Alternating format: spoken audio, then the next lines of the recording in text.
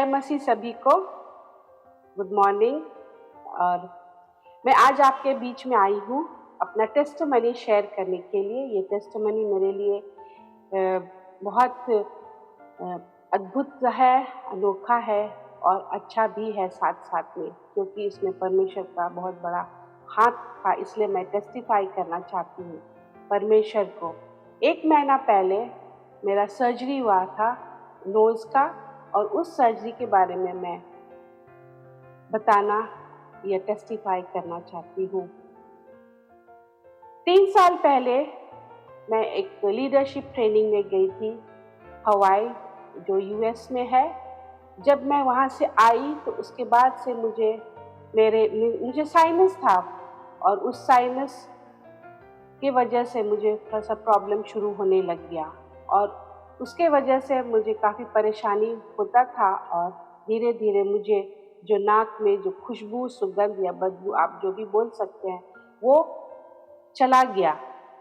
तो फिर भी मैं बोलती नहीं थी अपने फैमिली में, अपने हस्बैंड को। मुझे लगता था कि शायद अभी कोविड जस्ट एंटर किया था, जस्ट आया था, तो मुझे लगता था कि शायद कोविड की वजह से हो रहा है। लेकिन बाद में जब मैंने ये बात बताई अपने हस्बैंड को, जो डॉक्टर हैं, डॉक्टर दिनेश मुर्मू, तो उसने बोला कि उसने दवाई, मेडिकेशन जो होता है, उसने वो शुरू कर दिया। तो वो मैं लेते रही, नोज स्प्रे हो या टैबलेट्स हो या जो भी मेडिकेशन है, वो मैं शुरू हो गया था। और मैं वो बहुत डिसिप्लिन के तौर से मैं लेती थी, सुबह शाम, कभी दोपहर को। लेकिन उससे भी वो असर नहीं हो रहा था, और वो जो खुशबू था, जो सुगंध था, मेरा नाक में वापस नहीं आ रहा था। तो काफ़ी दिक्कत का सामना करना पड़ता था मुझे, लेकिन फिर भी मैं वैसे जी रही थी। देखते देखते 1 साल हो गया, 2 साल हो गया, 3 साल हो गया, तो फिर मुझे और भी दूसरे तरह का कॉम्प्लिकेशंस होने लग गया। रात को जब मैं सोती थी तो मुझे सांस लेने में भी दिक्कत हो रहा था। और फिर पिछले साल हमने डिसाइड किया, मेरे हस्बैंड ने मुझे बोला कि सर्जरी वो करेंगे, क्योंकि सर्जरी करना बहुत मुश्किल है, लेकिन वो ठीक नहीं हो पा रहा था। और पॉलिप जो बोलते हैं नोज़ में, नाक में, एक ले लैंग्वेज में जो बोलते हैं, वो काफ़ी फैल चुका था मेरा। तो पिछले साल कुछ कारणवश हमें भारत आना पड़ा, और यहाँ पर बहुत सारा काम अचानक से ज़्यादा हो चुका था हमारा, उसके वजह से हम पोस्टपोन कर दिए मेरा सर्जरी को। लेकिन फिर भी मुश्किल हो रहा था मुझे। तो ये साल, पिछले महीना, मैं मॉरिशस गई, मैं इंडिया में थी काम को लेकर के, और वहाँ पर मेरा सर्जरी हुआ। और सर्जरी मेरे हस्बैंड ने ही किया, वो ENT सर्जन है। और जब सर्जरी हुआ तो सर्जरी से मुझे पता चला कि ये काफ़ी बड़ा सर्जरी था, मेजर सर्जरी था। और ये सर्जरी अगर नहीं होता, मे बी 1 वीक या 2 वीक्स भी अगर डिले होता, तो ये काफ़ी फैल चुका था, तो वो असर करता मेरे आँखों में या मेरे ब्रेन में, दोनों तरफ में। लेकिन बहुत अच्छी तरीक़ा से, परमेश्वर की दया से, सही समय पर, सही टाइम पे मेरा सर्जरी हो गया, और काफ़ी घंटों लगा मेरा सर्जरी होने के लिए। जैसे कि मैं पेशेंट हूँ, तो एक डॉक्टर अपने पेशेंट को नहीं बताएगा, और मेरे हस्बैंड ने मुझे नहीं बताया कि कितना कैसा है, लेकिन बाद में मुझे पता चला कि काफ़ी बड़ा सर्जरी था। तो मैं सबसे पहले परमेश्वर को धन्यवाद देना चाहती हूँ कि ये सर्जरी हो गया है। अभी 1 महीना है, मैं रिकवर कर रही हूँ अभी भी, लेकिन मैं बहुत स्पीडी रिकवरी है मेरा। और जो मेडिकेशन चल रहा था पोस्ट सर्जरी, वो भी मेरा डोजेस जो है वो ओवर हो गया है। मुझे अच्छा लगता है, मेरा नाक में दोबारा खुशबू आता है, बहुत सालों के बाद मुझे अच्छा लगता है। और मैं अपने हस्बैंड को भी बहुत बहुत धन्यवाद देना चाहूँगी, जो एक रिस्क ले करके, जो अपने रिलेटिव, एक डॉक्टर अगर अपने रिलेटिव को सर्जरी करता है तो दिल बहुत बड़ा करना पड़ता है उसके लिए। और वो मैंने देखा अपने हस्बैंड में कि वो मेरे ऊपर सर्जरी उसने किया।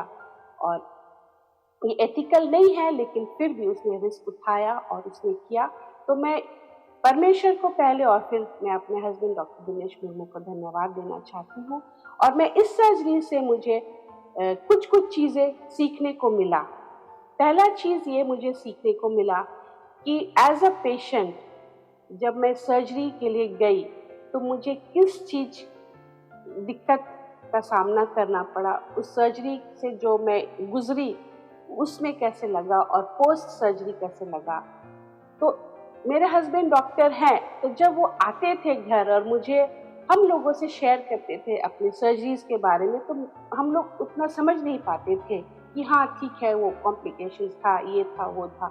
लेकिन जब मैं खुद एज अ पेशेंट उस सर्जरी जब मेरे ऊपर हुआ और उसने किया, तो मुझे लगा कि हाँ, सर्जरी जब वो बोला करते थे या बोलते थे, तो सचमुच का कितना अद्भुत चीज है कि एक इंसान के ऊपर में दूसरा इंसान उसके बीमारी को हटा रहा है सर्जरी करके। तो वो मुझे एक सीखने को मिला और मुझे लगा कि हाँ, अब मैं ज़्यादा समझ पाऊंगी जब मेरे हस्बैंड एज अ डॉक्टर हमसे जब ये बातें शेयर करेंगे, मैं उनको और ज़्यादा समझ पाऊंगी।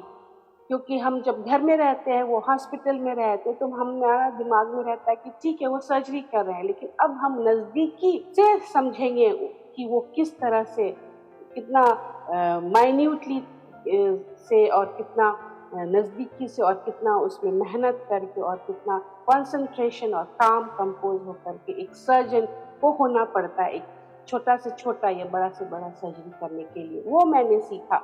दूसरा चीज़ मैंने सीखा कि जिंदगी में सिर्फ फिजिकली नहीं लेकिन इमोशनली हुआ या जो कुछ भी, अगर हम दर्द में रहते हैं तो दर्द के बाद हमेशा एक खुशी मिलता है। और वो मैं खुद अपने ऊपर में देखी कि मुझे दर्द था, मैं परेशान थी, मेरा खुशबू चला गया था और मैं वो सब चीज़ नहीं महसूस कर पाती थी। जैसे मुझे गार्डनिंग का शौक है, मैं जब गार्डन में जाती थी तो फूल का खुशबू नहीं आता था।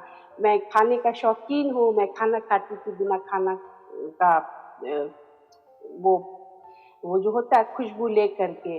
मैं कहीं जाती थी, जैसे परफ्यूम्स का मुझे बहुत शौक है, जब मैं परफ्यूम का शॉप जाती थी खरीदने के लिए, तो मैं नहीं बोल सकती हूँ उनको कि मुझे खुशबू नहीं है, तो मैं अपनी बेटी लोग को ले जाती थी स्पेशली, ताकि वो लोग परफ्यूम सूंघे और मुझे बोले हाँ मम्मा ये परफ्यूम का अच्छा सुगंध है, ले लो। तो मैं डिपेंड एक तरह से थी, लेकिन फिर भी कुछ कुछ जगह में मैं अकेले थी रहती थी, तो मैं बिना किसी को बोल करके मुझे लगता था कि हाँ ये अच्छा है, वो ऐसा है। मैं बिना बोले किसी को मैं उनको बताना चाहती थी कि हाँ मेरे नाक में खुशबू है, लेकिन असली में मेरा नाक में खुशबू नहीं आता था। तो वो मैंने सीखी, वो दर्द हुआ या जो भी आप उसको समझ सकते हो इमोशनली।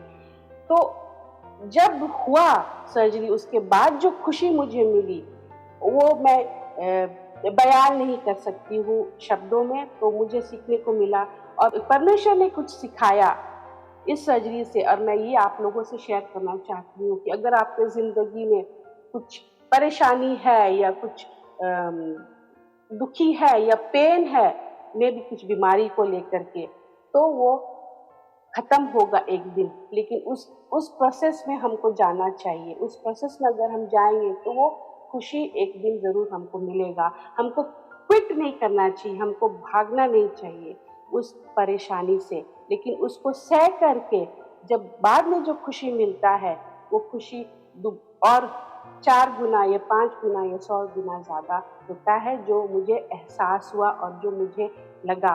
और आखिर में जो मैं कहना चाहूँगी इस सर्जरी के दौरान, कि परमेश्वर बहुत कुछ सिखाता है। जब परमेश्वर यूज़ करना चाहेगा आपको या मुझे यूज़ करना चाहा, तो वो एक अलग सा स्थान अगर हमको देना चाहेगा, ऊंचाई में अगर ले जाना चाहेगा, तो एक बार वो शॉर्टकट नहीं अपनाना होता है। वो उस चीज़ से गुजरना पड़ता है, वो हार्ड वर्क करना पड़ता है, तभी उस ऊंचाई पर हम जा सकते हैं। हम ये नहीं बोल सकते कि हाँ हम सपना देख लिए तो कल मेरा सपना पूरा होगा। उस सपना को पूरा करने के लिए या परमेश्वर अगर ऊंचाई ले जाना चाहता है, तो स्टेप बाय स्टेप वो सिखाना चाहता है और वो चाहता है कि हमारा लाइफ एक अनुशासित जिंदगी हो। तो वो मैंने सीखा इस सर्जरी से कि हाँ, वो मुझे सिखाना चाह रहा था कि तुमको गुजरना है इस परिस्थिति से, और जब हो जाएगा तब एक अलग तरह का खुशी मिलेगा। तो मुझे महसूस होता है, मुझे लगता है कि हाँ, और ऊँचाई में हम जाएँगे, तो उस ऊँचाई तक जाने के लिए बहुत सारा चुनौतियाँ आता है ज़िंदगी में, और उस सब को लेते हुए, उस सब को पार करते हुए हमें ऊपर जाना है। तो मैं परमेश्वर को धन्यवाद देना चाहूँगी, ये सर्जरी से मुझे बहुत कुछ सीखने को मिला है, और मैं अभी खुश हूँ कि इस सर्जरी से पहले कुछ-कुछ छोटा-छोटा प्रॉब्लम्स होता था मुझे, जैसे मैं बहुत छींकती थी, मुझे डस्ट से एलर्जी था, मैं बाहर धूप में जाती थी तो मैं थोड़ा-सा परेशान हो जाती थी, मेरा नाक ब्लॉक हो जाता था अगर मैं एसी में बहुत देर तक बैठ जाती थी। तो इस सर्जरी के बाद ये सारा चीज़, सारा जो कॉम्प्लिकेशंस है वो चला गया। मैं फिर से अपने हस्बैंड को भी बहुत धन्यवाद देना चाहती हूँ, और वो बहुत अच्छे डॉक्टर हैं, और मैं खुद जब गुज़री इस सर्जरी से तो मुझे पता चला, मैं सिर्फ़ सुनती थी कि वो एक अच्छा सर्जन है, लेकिन अब मुझे लगता है कि हाँ, मेरे ऊपर सर्जरी की है तो सचमुच का इतना जल्दी रिकवर कर गई मैं, और हो रहा है, उसके लिए भी मैं बहुत-बहुत धन्यवाद देना चाहूँगी। और मैं यही कहना चाहूँगी कि अगर आपके ज़िंदगी में ऐसा कुछ भी परीक्षा की घड़ी आता है, या ऐसी परेशानी का घड़ी आता है या होता है, तो उससे भागना नहीं चाहिए, लेकिन उसके उस प्रोसेस में जाना चाहिए। जब वो प्रोसेस हो जाता है, परमेश्वर अपने समय में उठाएगा, जब अपने समय में जब वो खुशी देगा, अपने समय में जब प्रार्थना को उत्तर मिलेगा, तो वो 100 गुना ज़्यादा खुशी देता है। जो दुःख होता है, वो दुःख के घड़ी को भूल करके जो खुशी मिलता है, वो खुशी को हम बयान नहीं कर सकते हैं। तो मैं फिर से धन्यवाद देना चाहूँगी इस टेस्टिमनी के लिए कि मैं ये शेयर कर सकी, और मैं आप लोगों को बता पाई कि हाँ, मैं परमेश्वर था पहले भी, है, और सदा सर्वदा वो हमारे साथ रहेगा। धन्यवाद।